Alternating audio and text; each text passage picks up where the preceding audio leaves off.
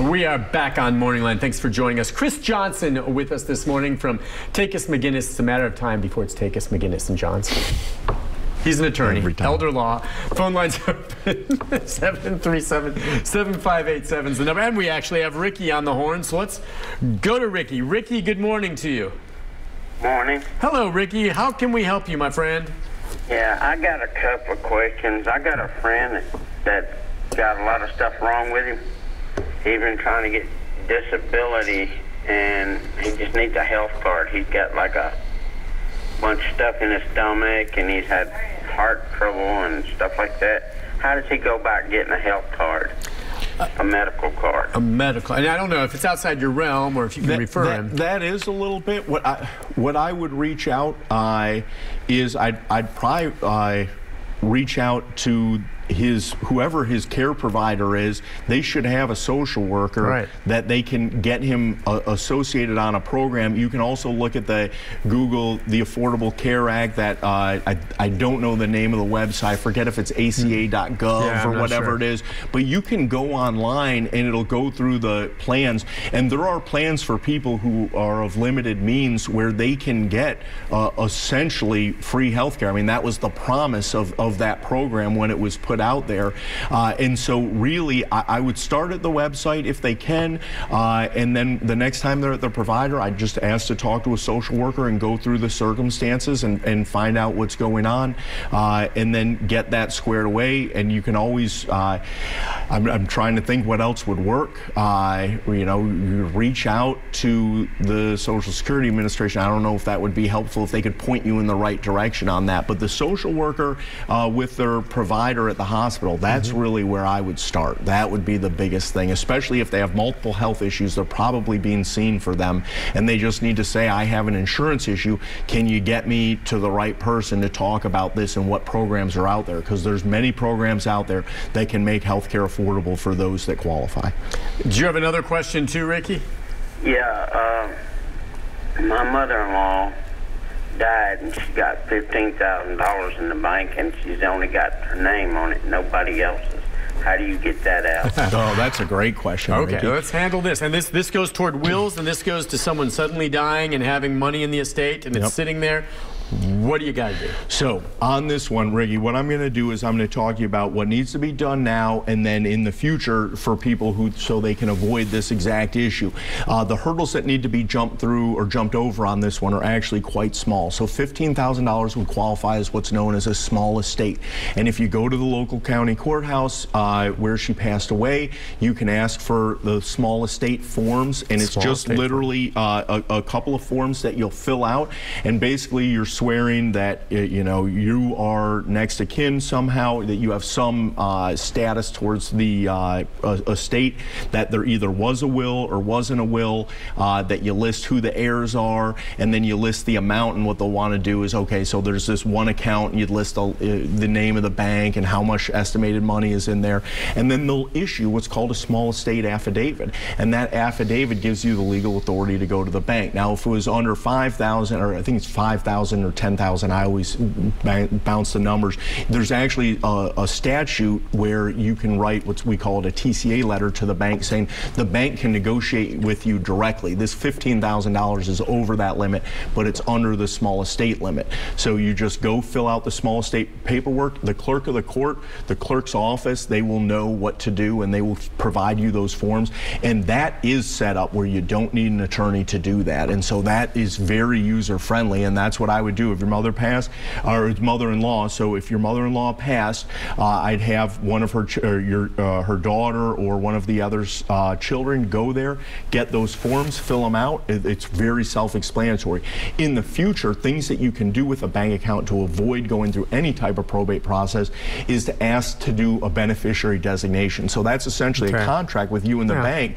I think people have heard payable on death, POD. That's what you're adding to the account. You say, when I pass away, I want it to go go to X. So if I wanted my account to go to my wife, I would just simply put a beneficiary designation on the account, and that way she doesn't have to go to the courthouse, doesn't have to open probate. You don't even have to have a will for that. Nope, don't even have to have a will for that. You designate it with the bank. Designate it with the bank, and the bank will pay it out to your designated beneficiary. It's very easy and very efficient. That's great. So that's something she could have done to avoid this issue moving forward. By the way, what is the threshold? You said 15,000. How so high small can it go? estate's 50. 50 and under is it considered a small estate? Yes. Now, if it's a larger estate, is it a different ballgame? It's just a full probate, and for that you probably want an attorney helping you navigate because when you say full probate, that you're filing a petition, you're appearing before the court. You have to appear in court. Yes, you'll have to appear in court. You just want to avoid probate, don't you? Is probate just... It's a tool. This is how I describe to everyone. Well, because I had someone who just pounded their fist on the table. Chris, we're never going through probate. I hated it. And he had a legitimate nightmare scenario, and I won't get into the details, but he described it to me, and I was like, that is awful. That was terrible. But there are times where probate can be beneficial, and when probate is available and it will do something good for you, give clear title to the home because there were some ambiguities, or you want to set up a testamentary trust and you need to go through probate to set up that testamentary trust, it can be very beneficial. And so it's a tool in the toolbox, and for those people who are handy out there, they always know if you bring the wrong tool to the job, it's a painful experience. And so what you want to do is apply the right tool to the right job, and it's just based on the circumstances. All right. That's where lawyers come in to help sometimes, knowing which tools to use. Let's go to Linda. Linda, good morning. Hi, Linda. Good morning. Morning to you. What can we do for you? I have a question about my home, and I have a small mortgage, and how can I leave it to my son? Okay. She's still on the horn if you have a question or two for her. No, that's a great one. So what I would do is, if that's your loan asset, you really have two options. I guess the one thing I'd want to know, Linda, is are there any other heirs? Any other heirs, Linda? No. Okay. Just your son? Well, I have two grandchildren, but it would be my son, yes. Right. Okay. So you could set up a simple will and have the will bring in the real estate into the probate estate, and then what'll happen is you can have your will direct to attempt to pay off that mortgage with whatever is the remainder, the liquidity of your estate, so he takes it free and clear, or he can inherit it simply with the mortgage, and then he'll have to work with the mortgage company after your passing. They are not going to type foreclose. The goal is you continue to make those payments during the probate process, and so the estate should make those payments, and then what you're doing, or what your son is doing, is setting up, getting refinancing or working with the mortgage company to get the mortgage over into his name.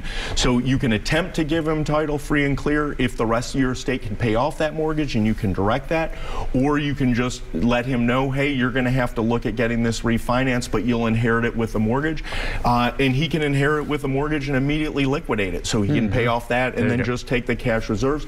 Your other option is you could put it into a revocable living trust, and then he doesn't have to go through the court process.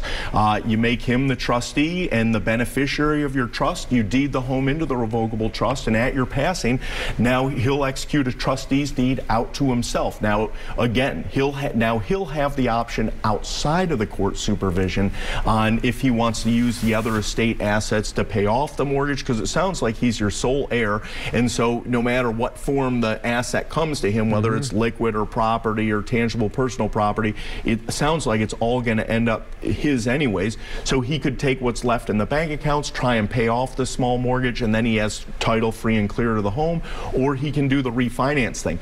But then he doesn't have to show up in court. He doesn't have to pay an attorney. This bypasses all probate. Bypasses all probate. And the revocable trust, it is very nice. In a situation like this, we have a sole heir. Everyone's getting along. It's very simple. That is a great tool to avoid all those headaches. Linda, does that help? And do you have any idea what the value of your home is? Not that that matters. Probably in this day and time, it's close to $400,000. Yeah, you live in the Nashville area. Yes, sir. Yeah, absolutely. Yeah, you're sitting on a very valuable piece of property. That's a lot of money, and you still have a mortgage on it, but it's probably reasonable, and you've probably paid quite a bit on the house. Yes, sir. Yeah, that's a very nice piece of property to leave as that. Did that help? Did that make sense to you, ma'am? It did. The only question I have is how do I draw up a revocable? Is that what you called it, trust? Yes, ma'am. Revocable living trust. That's where you want to reach out to an attorney. And some people will have this inclination or this urge, I'll go to LegalZoom, you know, or these other document preparing softwares. And it's not that they don't have valid documents. Again, they provide a niche service and they do some good for some people out there. But when you're doing this planning, remember, this is your last planning. You want to make sure you've got it right. And part of the planning is the analysis. And the one thing that those websites can't do is really effectively analyze your personal situation, because there are all sorts of little details beyond just the mortgage and this property. You know, what are your liquid resources? Do you stand to inherit anything else? But you're looking at almost a $500,000 asset. And people just, they think of their home and they don't think of it as the value. If you have that amount of money, that's a lot of money. Well, we'll take a break. When we come back, we have one more quick segment. We're going to take a few more calls, but when we do come back, Linda, we'll answer for you how you can go about doing it. And of course, we're going to have Takacs McGinnis's number at the end, but maybe you can give her a ballpark. You have an idea of what her estate is, how reasonably quickly this can be done, and how much something like this might cost with a qualified attorney. We'll answer that as soon as we come back.